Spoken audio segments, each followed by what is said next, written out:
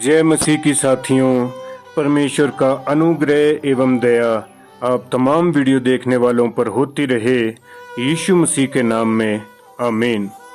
साथियों, हमारा आज का विषय है साधु सुंदर सिंह और कैलाश के महर्षि, एक रहस्यमयी बातचीत। साथियों, साधु सुंदर सिंह जी के बारे में आप सभी जानते ही होंगे। साधु सुंदर सिंह जी परमेश्वर के बहुत ही अनमोल और प्रतिष्ठित दास थे। अपने जीवन काल में यीशु मसीह के प्रेम और सुसमाचार को साधु सुंदर सिंह जी ने दुनिया के कई हिस्सों तक पहुंचाया था। नंगे पांव साधु सुंदर सिंह जी एक स्थान से दूसरे स्थान तक परमेश्वर के प्रेम को बांटते हुए कभी तपती गर्मी में, कभी कड़ाके की ठंड में, कहीं मृत्यु के जोखिमों में चलते रहे और परमेश्वर के प्रेम की सुगंध फैलाते रहे। ऐसे ही एक बार की बात है, जब साधु सुंदर सिंह जी तिब्बत की ओर बढ़ रहे थे, तभी उनकी मुलाकात एक महर्षि से हुई। साधु सुंदर सिंह जी कैलाश के इन महर्षि का जिक्र अपने कई कार्यक्रमों में कर चुके हैं। अपने कई प्रचारों में साधु सुंदर सिंह जी ने कैलाश के महर्षि जी का वर्णन किया है। तो ये महर्षि कौन थे, क्या थे? तो आइए हम साधु सुंदर सिंह जी के शब्दों में ये पढ़ें कि वे इनके बारे में और इस रहस्यमयी मुलाकात के बारे में क्या बताते हैं।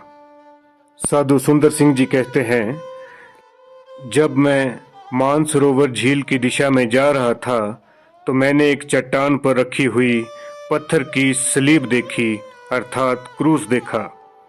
बाद में एक आदरणीय संत से मुझे ये ज्ञात हुआ कि जब नेस्टोरियन मसीही तिब्बत में प्रचार करने आए थे तो उन्होंने वहां उस सलीब को लगा दिया।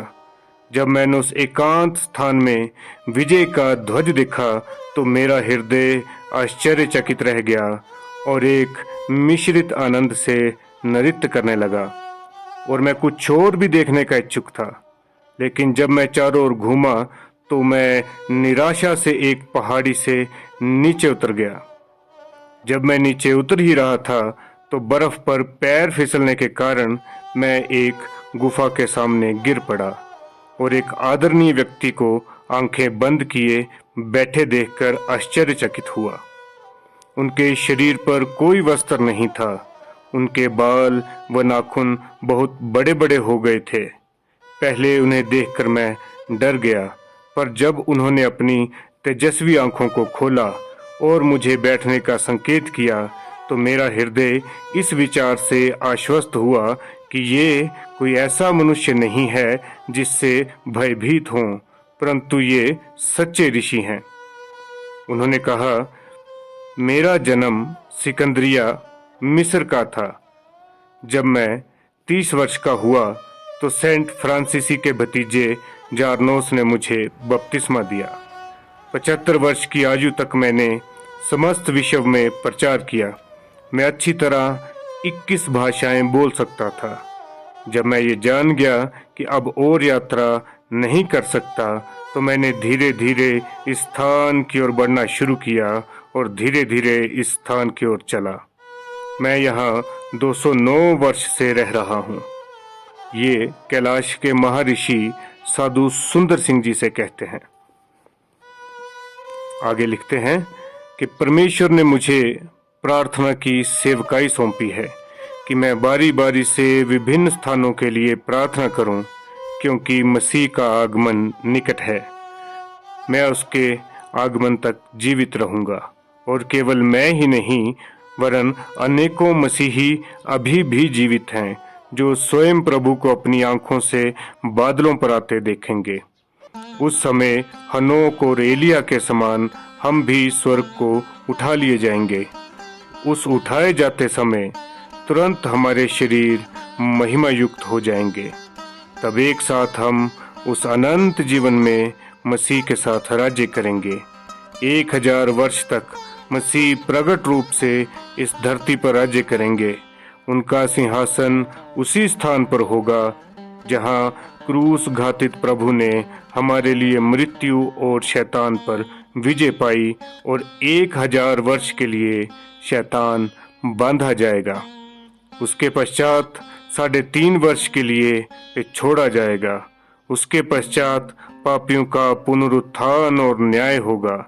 जिन्होंने मसीह पर विश्वास नहीं किया वे भी, और जिन्होंने मसीह पर विश्वास किया पर उनकी इच्छा के अनुसार कार्य नहीं किया वे भी सदाकाल के लिए नरक में डाले जाएंगे। जबकि हम सच्चे सेवक नई पृथ्वी और नए आकाश में होंगे, जहां हम हमेशा के लिए राज्य करेंगे। ये धरती और आकाश नष्ट किए जाएंगे। हम सबको आत्मा और हृदय से उसकी सेवा करनी चाहिए ताकि हम उसकी अनंत महिमा के सहभागी हो सकें। आमीन। ये सब सुनने के बाद साधु सुंदर सिंह जी कहते हैं कि उनके शब्दों ने मेरे हृदय पर एक ऐसा अनोखा प्रभाव डाला कि उस आनंद का वर्णन मैं नहीं कर सकता। मैं चाहता था कि इसके बाद उनके साथ सदा रहूं, परंतु हाय, मुझे उनके साथ 24 घंटे से अधिक समय तक रहने की अनुमति नहीं मिली। यद्यपि मैं अब भी आत्मा में उनसे मिलता हूं, क्योंकि वे आत्मा में सारे संसार में घूमते हैं। जब मैं इस विषय में अपने हृदय में संदेह कर ही रहा था, तब उन्होंने मुझे मेरी व्यक्तिगत बातें बताई, जो कि दूसरों से संबंधित बातें थी, जिससे मुझे ये निश्चय हुआ कि वे आत्मा में धरती पर यहाँ वहाँ घूमते हैं। उन्होंने ये भी कहा कि वे मसीह के उन अगुओं और संतों के साथ रहते हैं जो इस दुनिया से चले गए। आगे वे कहते हैं कि वे हमसे दूर नहीं, वे शरीर धारण की इच्छा करते हैं। वे हमसे बात करते हैं और अपने संबंधियों से मिलकर ये शुभ संदेश देना चाहते हैं, और ये कि वे एक ऐसे विश्राम की अवस्था में हैं कि संसार कल्पना भी नहीं कर सकता और ना ही कर सकेगा। परंतु परमेश्वर ने उन्हें शरीर धारण करने की अनुमति नहीं दी है, क्योंकि उसकी इच्छा है कि उसके सेवक प्रार्थना के द्वारा परमेश्वर से आशीष प्राप्त करें। वे आगे कहते हैं कि जहां महर्षि रहते हैं वहां से 82 मील की दूरी पर लोग रहते हैं। उनके भोजन में विभिन्न जंगल की जड़ें शामिल हैं। वे अत्यंत शक्तिवर्धक हैं। उन्होंने उसमें से एक मुझे खाने को दी, परंतु मैं इसे पचा नहीं सका और तुरंत वमन कर दिया, अर्थात उल्टी कर दी। इसके बाद उन्होंने मुझे कुछ सलाह दी और प्रार्थना के साथ विदा किया। मैं गंगोत्री होते हुए फैडी आया, परंतु मैं उनके बारे में बताने से डरता था, क्योंकि मैंने उनसे उनका नाम पूछा और उन्होंने उत्तर दिया, नाम में मैं पाया जाता हूँ और अब मैं नहीं पर मसीह मुझ में रहता है, अतः मेरा नाम मसीही है। तब मैंने मार्गदर्शन पाया कि उनके बारे में बताने से लोगों को लाभ होगा, और उस समय से मैंने उनकी कहानी बताना आरंभ किया। एक आश्चर्यजनक बात जो उन्होंने मुझे बताई और भविष्यवाणी के रूप में कहा कि बहुत शीघ्र मेरे साथ एक अद्भुत घटना घटेगी जो मेरे विश्वास को बहुत अधिक बढ़ाएगी। साधु सुंदर सिंह जी आगे बताते हैं कि एक अद्भुत घटना, जिस घटना की भविष्यवाणी महर्षि जी ने की थी, वे इस प्रकार है कि कैलाश छोड़ने के बाद मैं उस स्थान पर पहुंचा जहां लोग रहते थे। मैंने उनसे निकट के गांव का मार्ग पूछा। उन्होंने मुझे मसीही देखकर शत्रुता से जंगल के खतरनाक मार्ग की ओर भेज दिया, क्योंकि मैं अनजान था। मैं उनके द्वारा बताई गई दिशा के मार्ग पर चल दिया। जब मैं यात्रा कर रहा था तो रात हो गई, किंतु कोई गांव दिखाई नहीं दिया और सूर्य अस्त हो रहा था। जब मैं एक नदी के किनारे पहुंचा, हर ओर से जंगली जानवरों की आवाज मेरे कानों में आ रही थी। मैंने नदी पार करने की कोशिश की, पर पार ना कर सका। बाद में निराश होकर मैं वहां बैठ गया और सोचने लगा, उस दिन का भविष्य मेरे लिए बुरा है और मेरे जीवन का अंत निकट था। मेरी आंखें आंसुओं से भर गई। ठीक तभी जब मैंने आंखें उठाई और नदी के उस पार दृष्टि डाली, तो मैंने एक आदमी को आग तापते हुए बैठे देखा। मैं उसे देखकर बहुत खुश हुआ। वे उठा और मेरे पास आया और मैं उसे बिना संकोच निडर होकर शांत बहती हुई नदी में प्रवेश करते और बाहर निकलते देखकर आश्चर्यचकित था। उसने मुझसे कहा, मेरे कंधे पर बैठ जाओ, डरना मत। मुझे उठाकर वे आराम से उस पार ले गया। मेरे लिए आश्चर्यजनक था कि मैं स्वयं को उस पार नहीं ले जा पा रहा था, फिर भी ये ऐसा बोझ लेकर बिना कष्ट के उस पार मुझे ले गया। मैंने निर्णय निकाला, क्योंकि वे इसी स्थान का निवासी है, उसे नदी पार करने का अभ्यास है, और जब उसके साथ बैठकर उसको सुसमाचार प्रचार करूंगा और उसको धन्यवाद दूंगा। ये साधु जी सोच ही रहे थे। आगे लिखते हैं, किंतु जब मैं मुड़ा और पीछे देखा, तुरंत आग और आदमी अदृश्य हो गए और मेरे भय की कोई सीमा न रही। मैं आश्चर्य कर रहा था कि ये क्या था।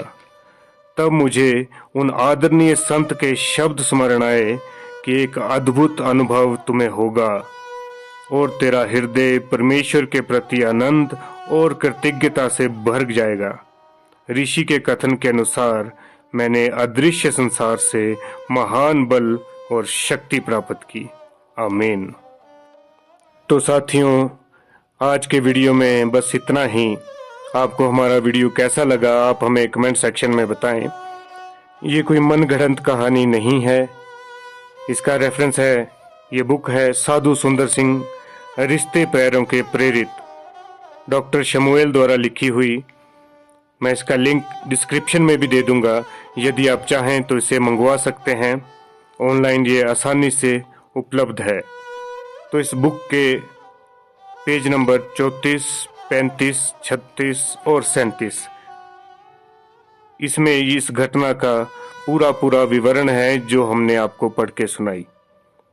तो ऐसे ही और वीडियो की जानकारी के लिए आप हमारे चैनल को सब्सक्राइब करें, वीडियो को लाइक करें और अपने तमाम मसीही भाई बहनों में इस वीडियो को शेयर करें। परमेश्वर आप तमाम वीडियो देखने वालों का भला करे, यीशु मसीह के नाम में, आमीन।